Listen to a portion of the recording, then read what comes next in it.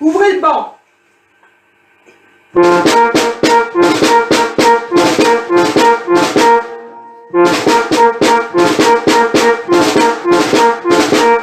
Les monuments de nos villes, sur les places de nos villages, pour nous souvenir ensemble de notre histoire. Malgré tout, la nation se retrouve par la pensée et les mille liens que notre mémoire commune tisse entre chacun d'entre nous, cette étoffe des peuples que nous agitons en ce jour dans un hommage silencieux. C'est dans l'intimité de nos foyers, en pavoisant nos balcons et nos fenêtres, que nous convoquons cette année le souvenir glorieux de ceux qui ont risqué. C'était il y a 75 ans. Notre continent refermé grâce à une reprise, ceux de Montcornet, des cadets de Saumur, l'armée des Alpes avait défendu avec vigueur notre territoire et les couleurs de notre pays. Ils sont ceux de 40. Leur courage ne doit pas être oublié. Dans le crépuscule de cette étrange défaite, ils allumèrent des flambeaux. Leur éclat était un acte de foi et, au cœur de l'effondrement, ils laissaient poindre la promesse du 8 mai 1945.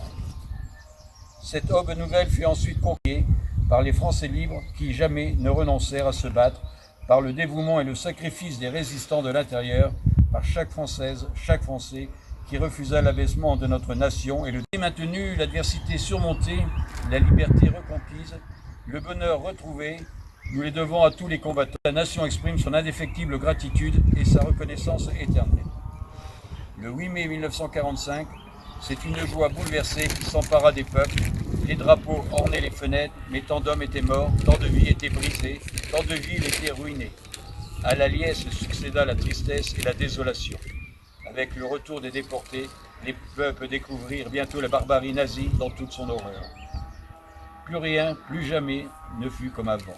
La fragilité révélée de nos vies et de nos civilisations nous les rendit plus précieuses encore. Au bout de cette longue nuit qu'avait traversé le monde, il fallait que l'humanité relevât la tête. Elle venait de découvrir, horrifiée, qu'elle pouvait s'anéantir elle-même et il lui fallait désormais refaire le monde. De fond en comble, ou à tout le moins, empêcher que le monde ne se défasse selon les mots de Camus. Ce fut l'heure en France de l'Union nationale pour fonder les beaux jours, annoncés par le Conseil national de la résistance et bientôt retrouvés. L'heure, en Europe, de l'effort commun pour bâtir un continent pacifié et fraternel, l'heure, dans le monde, de construire les Nations Unies et le multilatéralisme. Aujourd'hui, nous commémorons la victoire de ce 8 mai 1945, bien sûr, mais aussi et surtout la paix qui l'a suivie.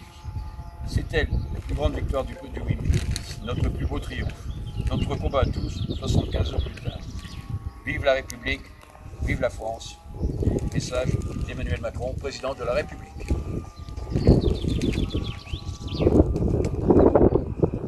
Aux morts.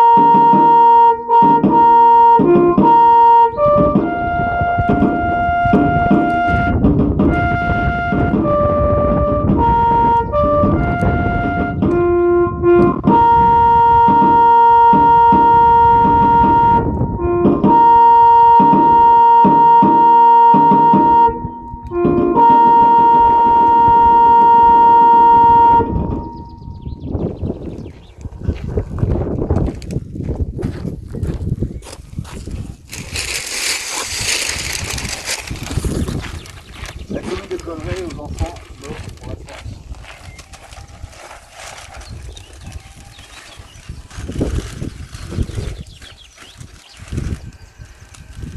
Marseillaise.